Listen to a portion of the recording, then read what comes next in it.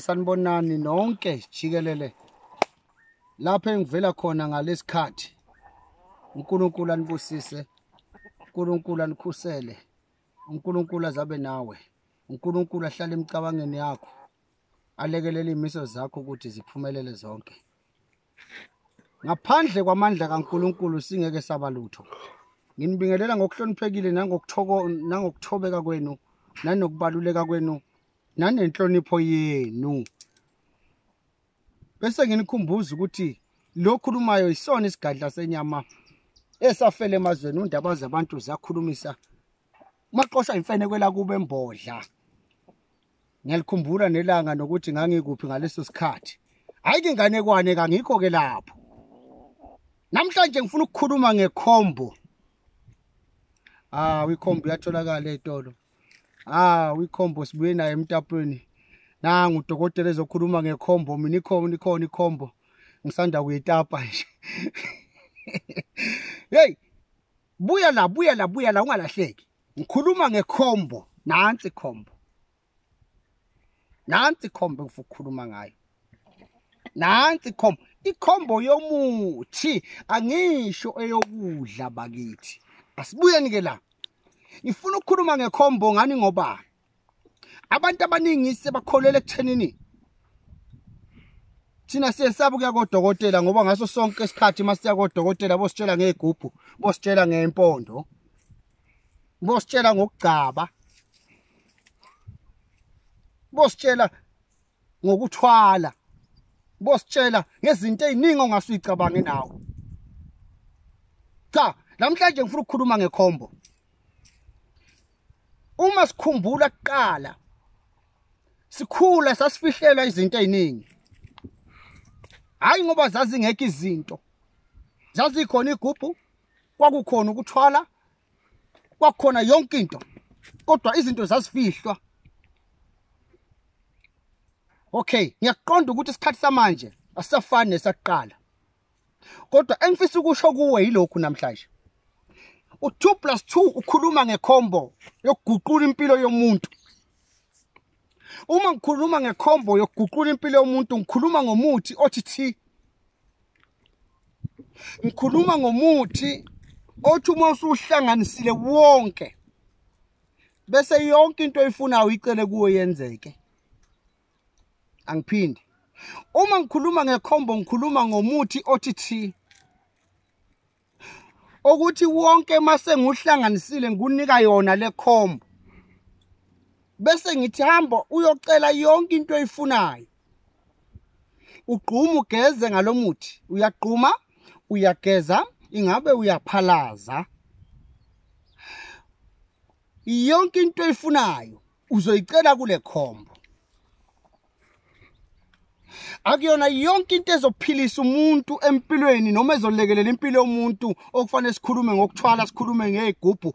Namhlanje ngiyaqeda lokho engqondweni yakho. Akukhona konke okuyophumelelisa umuntu okuthinta ukuthwala, okuthinta igubhu, okuthinta ukugcatshwa. Ngisho ukugeza nje kukodwa uma umuntu ezokuthinta ngemithi eyiyona yona uyakwazi ukuguquka ube nenhlahla.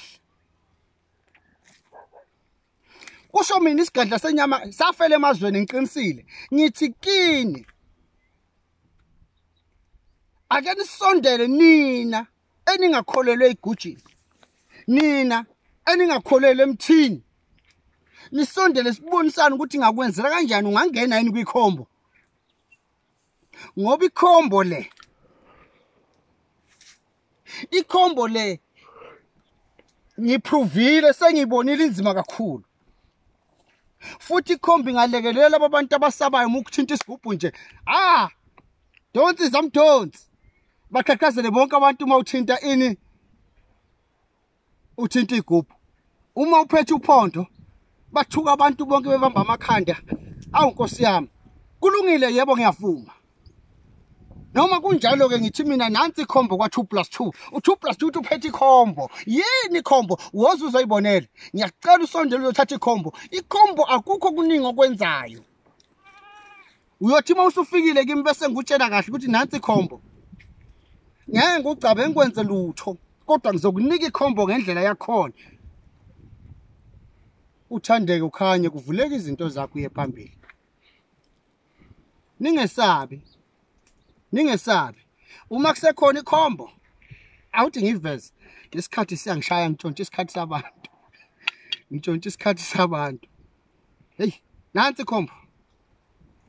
Sikhuluma ngekhombo, sikhuluma ngento enje. Sikhuluma ngekhombo, sikhuluma ngento enje. 1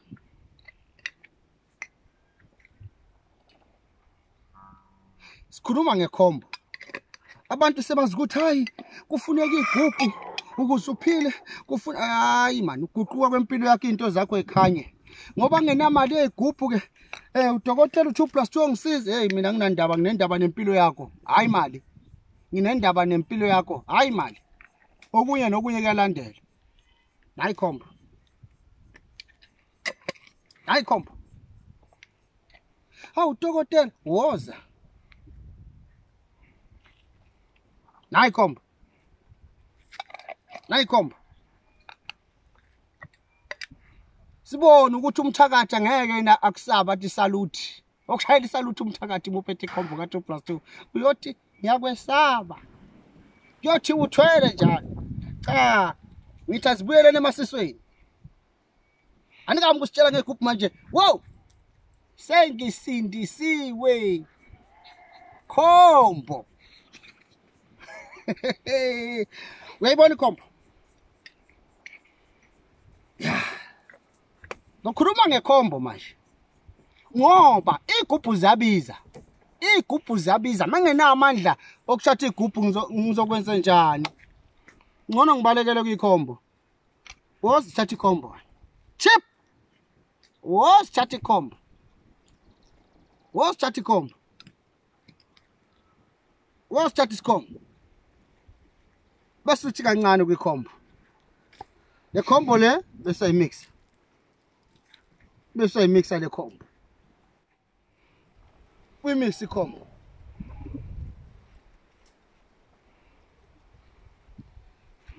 Uma isihlangene thatha iswasho. Bese uphinde uyimix ikhombo. Ay! Ngeke ngisakhuluma okuningi. Ikhombo bakithi ilekelela abantu abangenayo amandla egubhu, ilekelela abantu abangenayo amandla okuthatha izinto ezinkulu. Ikhona ke ikhombo. Yimi ngedwa ophethe ikhombo bo.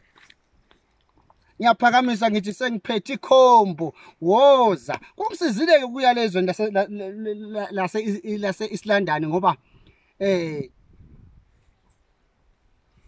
ngifike ngakhipha ikhombo kumanje ngilandelwa zingcingo. Bathi dokotela uyayenza lento. Ngithi phela mina sengishintshile sengiphethe ikhombo.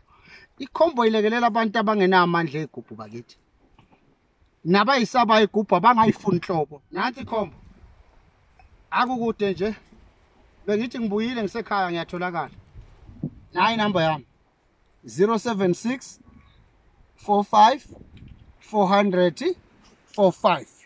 Ongifunayo angifonele ngiyafoneleka 3 ekseni 6 ntambama kwazi kwathi 6 o'clock ntambama ungasafoni. Kodwa ngo3 am phone.